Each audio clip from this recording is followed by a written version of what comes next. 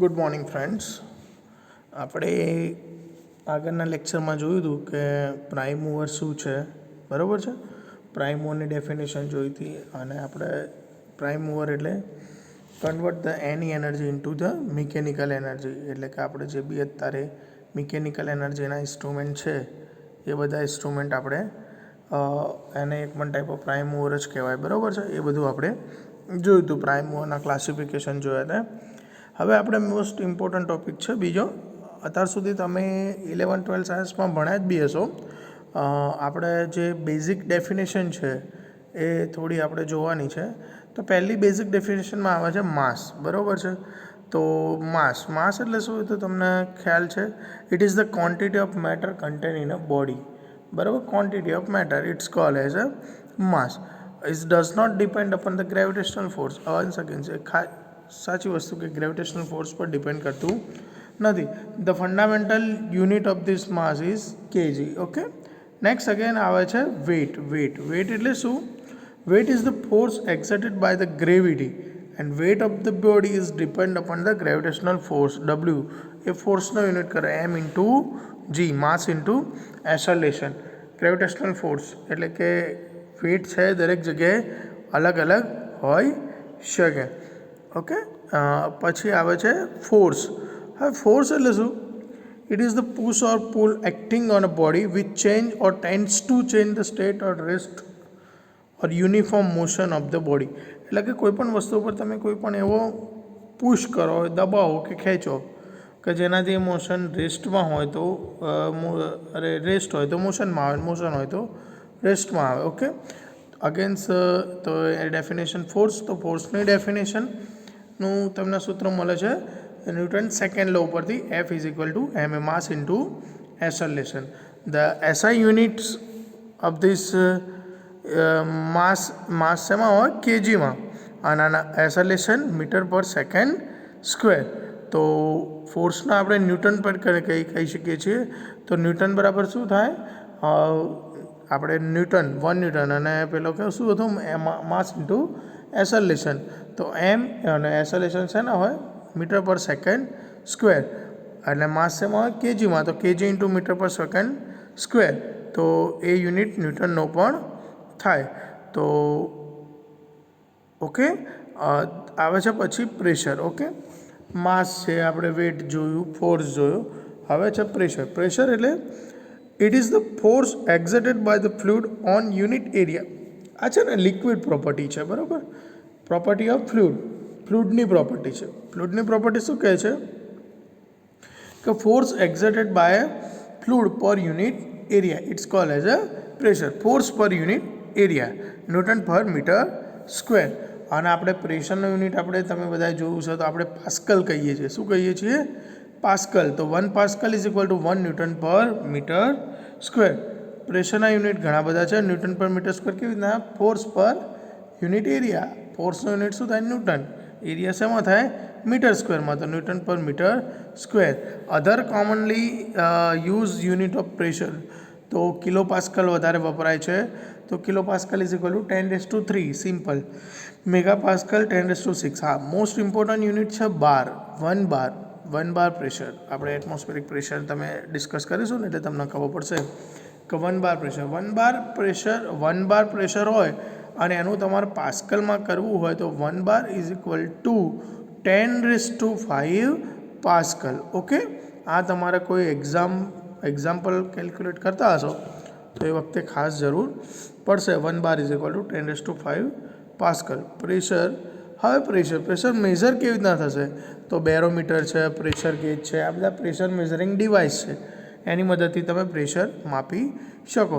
હવે પ્રેશર માપતા હોય ને તો પહેલાં પ્રેશર વિશે તમારે થોડું સમજવું જરૂરી છે કે એટમોસ્ફેરિક પ્રેશર શું છે, એબ્સોલ્યુટ પ્રેશર શું છે, ગેજ પ્રેશર શું છે, એ બધું આપણે અહીંયા જોઈએ. તો પહેલું આપણે જોઈએ એટમોસ્ફેરિક પ્રેશર. તો એટમોસ્ફેરિક પ્રેશર કોને કહેવાશે? It is the pressure exerted by the atmosphere. Atmosphere દ્વારા જે પ્રેશર લાગે એ પ્રેશરને કહેવાશે atmospheric pressure. The atmospheric pressure varies from place to place. એક જગ્યાએથી બીજી જગ્યાએ જાઓ તો એટમોસ્ફેરિક પ્રેશર ચેન્જ થતું રહેશે. At sea level the pressure. હવે આપણે એક સ્ટાન્ડર્ડ રેફરન્સ બનાવ્યો છે. હવે તમે પ્લેસ ટુ પ્લેસ જાઓ તો એટમોસ્ફેરિક પ્રેશર વેરી થાય, તો હવે આપણે સ્ટાન્ડર્ડ તો કંઈક લેવું પડે. તો એટ સી લેવલ એ આપણે એટમોસ્ફેરિક પ્રેશરમાં આપ્યું હતું, તો કેટલું છે? 1 standard atmospheric pressure is equal two 1.01325 બાર. બરાબર. હવે એના બારનું પાસ્કલમાં કરવું હોય તો 10⁵ કરો તો તમારે યુનિટ છે એ થઈ જાય. બરાબર. પણ આપણે યાદ રાખવાનું કે 1 એટમોસ્ફેરિક પ્રેશર કેટલું છે? 1.01325 bar. Okay. Barometer is use to atmospheric pressure. Atmospheric pressure માપવા માટે કયું ડિવાઇસ વપરાય? બેરોમીટર વપરાય છે. બરાબર. તો સ્ટાન્ડર્ડ એટમોસ્ફેરિક પ્રેશર કોને? It is the pressure of atmosphere at mean sea level and it is defined as the pressure produced by the mercury column of 760 mm of Hg having density આપી છે, આ મર્ક્યુરીની density આપી છે, and the acceleration due to the gravity. Okay. તો હવે pressure છે ને બેટા, પહેલાં આપણે આ mm of Hgમાં કેવું હોય ને કે એટમોસ્ફેરિક પ્રેશર mm of Hgમાં કેટલું છે? તો 760 mm of Hg છે. બરાબર. આ એક પ્રેશરનો બીજો યુનિટ છે. એમાં બીજું કંઈ નથી પણ એક મર્ક્યુરી ટ્યુબ છે કે એની સાથે આપણે મેઝર કરેલું છે. તો એ જે 760 mm of Hg છે એના ρ GH વડે તમે ગુણો ને, ρ GH, તો ρ શું છે? એ મર્ક્યુરી ફિલઅપ છે ને mm of Hg, એટલે મર્ક્યુરીની વિસ્કોસિટી છે, ડેન્સિટી છે, અને પછી છે એસેલેશન છે, અને હાઇટ એટલે 760. તો એના ઉપરથી તમને પ્રેશર મળી જાય 1.01325 × 10⁵ ન્યૂટન પર મીટર સ્ક્વેર. તો તમે કહી શકો 1.01325 બાર. તો તમે કહેશો કે ભાઈ આવું બાર કેવી રીતના આવ્યું? તો એક mm of Hg મર્ક્યુરીની ટ્યુબ લીધી છે અને એના ઉપરથી એમને પ્રેશર ફાઇન્ડ કર્યું છે. બરાબર છે.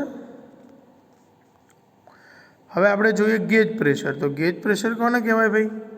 બીજો મસ્ત પ્રશ્ન. પહેલું પ્રેશર આવ્યું એટમોસ્ફેરિક પ્રેશર, બીજું આવે gauge pressure.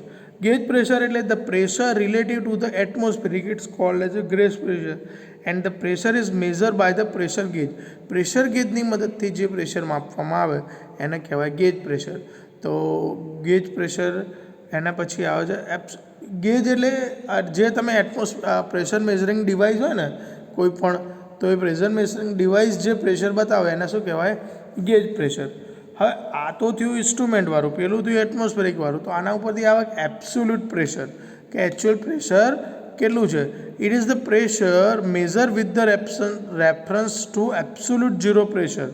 It is the pressure related to perfect vacuum. આ તો એબ્સોલ્યુટ પ્રેશર એટલે કોને કહેવાય? એટમોસ્ફેરિક પ્રેશર વત્તા gauge pressure. It is called as a absolute pressure. હવે જો બેટા વેક્યુમ હોય તો ગેજ પ્રેશર કેવું બતાવશે? એટમોસ્ફેરિક કરતાં ઓછું બતાવશે. તો એ ટાઈમે તમે વેક્યુમની ડેફિનેશન ઊંધી થશે. બસ આ એનું બતાવ્યું છે. જુઓ તમે આ ગ્રાફ જોઈ શકો છો કે એક બાજુ પ્રેશર છે અને એક બાજુ છે એ આ તમને છે સ્ટાન્ડર્ડ એટમોસ્ફેરિક પ્રેશરની લાઇન છે. હવે એબ્સોલ્યુટ પ્રેશર પોઝિટિવ હોય તો ગેજ પ્રેશર કેવું બતાવે? પ્લસ બતાવે. અને નેગેટિવ બતાવે ગેજ પ્રેશર તો વેક્યુમ હોય. બરાબર. તો એનું રિલેશન બતાવ્યું છે. નેક્સ્ટ ડેફિનેશન જોઈએ છે આપણું વર્ક. તો વર્ક કોને કહેવાશે? તો work is said to be done force move object. Work આપણે નહીં કહેતા ફોર્સ ઇન્ટુ ડિસ્ટન્સ, એટલે ડિસ્ટન્સ કયું? In the direction of force.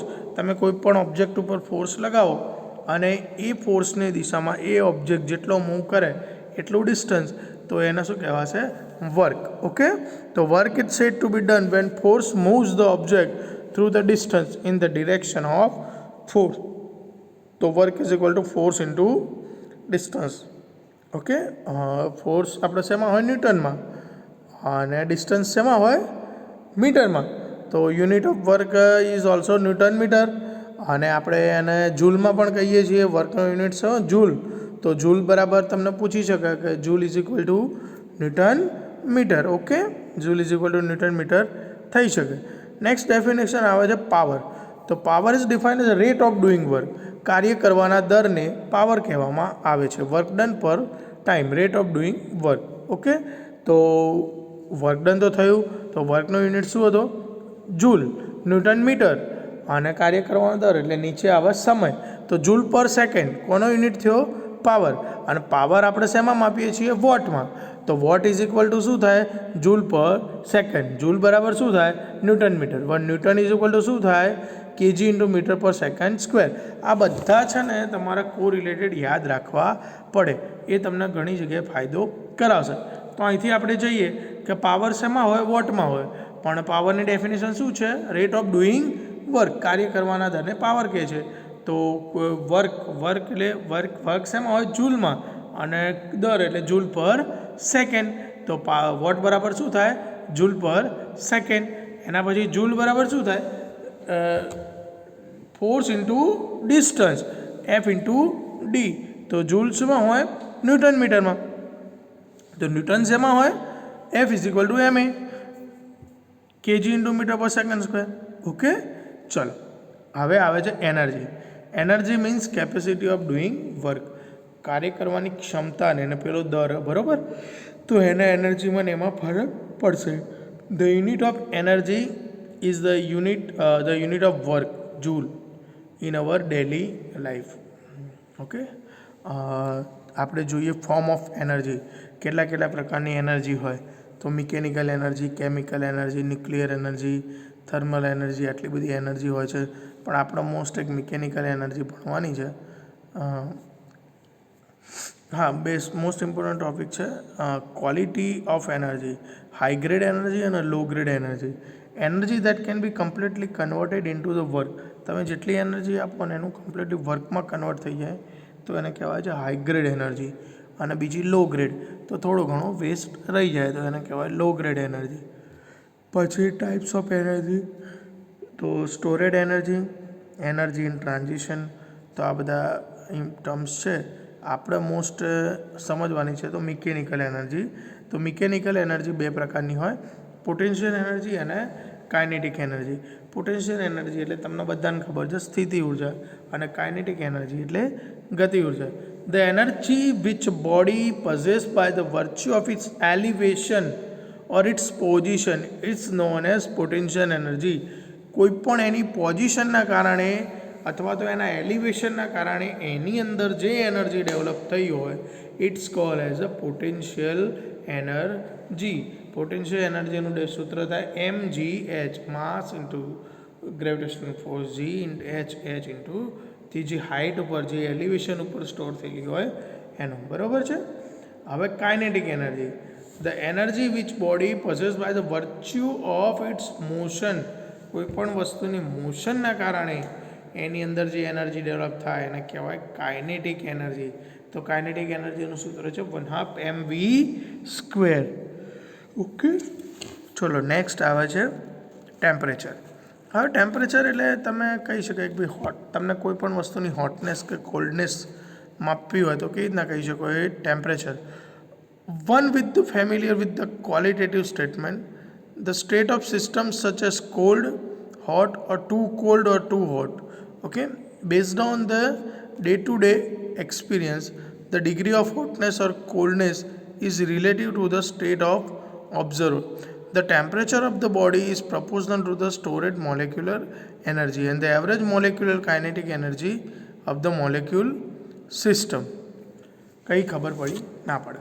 શું કહેવા માગે છે? ટેમ્પરેચર શું છે? ટેમ્પરેચર તમે કોઈ પણ વસ્તુની હોટનેસ કે કોલ્ડનેસ ફીલ કરો એ તમને કહેવાય છે temperature. Unit of temperature is Celsius, kelvin, બરાબર. ઓકે, નેક્સ્ટ આવે છે એબ્સોલ્યુટ ઝીરો ટેમ્પરેચર. હવે એબ્સોલ્યુટ ઝીરો ટેમ્પરેચર કોને કહેવાશે? તો it is the temperature at which the volume occupied by the gas is become zero. તમે જે ગેસ છે એને જે વોલ્યુમ ઓક્યુપાઈડ કર્યું છે એ ઝીરો થઈ જાય તો એ જે ટાઈમે ટેમ્પરેચર હોય એને કહેવાય છે એબ્સોલ્યુટ ઝીરો ટેમ્પરેચર. તો this is the lowest temperature that can be measure by the gas thermometer. Gas થર્મોમીટરની મદદથી એ ટેમ્પરેચર મેઝર કરી શકાય. Okay,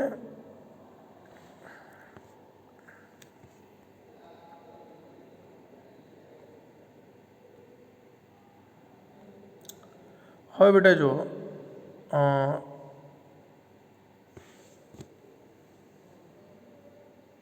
heat. હવે હીટની ડેફિનેશન શું? When the two body at different temperature are brought in to contact there are observe change in some of their property and change continuity to attend the same temperature. હવે જો બેટા, તમે એક ગરમ પાણીનો ટબ લો અને ઠંડા પાણીનો ટબ લો, તો આ બંને પાણીને ભેગા કરો તો શું થશે? ગરમ પાણી ઠંડુ થશે અને ઠંડુ પાણી ગરમ થશે. પણ ક્યાં સુધી ગરમ થશે? કે જ્યાં સુધી બંનેનું ટેમ્પરેચર સરખું ના થઈ જાય. તો એ કહેવા માગે છે when the two body at different temperature are brought in to contact there observe the change in some of the property and the change continue till to don't attain the same temperature if contact is maintained. Thus, there is some kind of energy interaction between two body, which case the change in temperature. This form of energy interaction it's called as a heat. હવે આ ટાઈપની જે energy transfer થાય છે એને કહેવાય છે heat. Okay, ખબર પડી? તમે ગરમ પાણીનો ગ્લાસ મૂકી રાખો અથવા તો ચાનો કપ મૂકી રાખો તો એ ઠંડી થાય તો એક અમાઉન્ટ ઓફ એનર્જી રિલીઝ થશે. તો જે આ એનર્જી ઇન્ટરેક્શન થાય છે એ બે વચ્ચે એને કહેવાય છે હીટ. ઓકે, પ્રેક્ટિકલ છે એનો. પછી એના પછી મોસ્ટ ઇમ્પોર્ટન્ટ ટર્મ છે સ્પેસિફિક હીટ. હવે સ્પેસિફિક હીટ એટલે શું? તો it is defined as a quantity of heat required to raise the temperature of unit mass of a substance by 1 degree. કોઈપણ યુનિટ માસ એટલે કે 1 kg 1 ગ્રામનો 1 ડિગ્રી જેટલું તાપમાન વધારવા માટે આપવી પડતી હીટને શું કહેવાશે? Specific heat. મતલબ 1 લિટર પાણીને 1 ડિગ્રી જેટલું ટેમ્પરેચર વધારવા માટે જે હીટ આપવી પડે એને કહેવાય છે સ્પેસિફિક હીટ. તો it is defined as the quantity of heat required to raise the temperature of unit mass of substance by 1 degree. The unit of specific heat is kilo joule per KG kelvin or joule per KG kelvin. Okay, અને એનું સૂત્ર છે MC delta T Q is equal to, તો એના ઉપરથી તમે CQ divided by MT. તો heat capacity, the product of mass and the specific heat it's called as a heat capacity of the substance. Specific heat in thermodynamics. હવે આપણે જો બેટા next આપણે જોવાનું છે થર્મોડાયનેમિક સિસ્ટમ. તો આપણે નેક્સ્ટ લેક્ચરમાં થર્મોડાયનેમિક સિસ્ટમ જોઈશું. Open system, close system, isolated system, આ બધી સિસ્ટમ કોને કહેવાય તો એ વસ્તુ આપણે નેક્સ્ટ લેક્ચરમાં જોઈશું. આ લેક્ચરમાં જસ્ટ આપણે રિવિઝન થયું 11-12 સાયન્સનું. એવું કહી શકાય કે તમે અત્યાર સુધી બધી ડેફિનેશનો ભણ્યા છો, એ ડેફિનેશનો જસ્ટ રિકોલ કરવાની હતી. ઓકે, ચલો નેક્સ્ટ.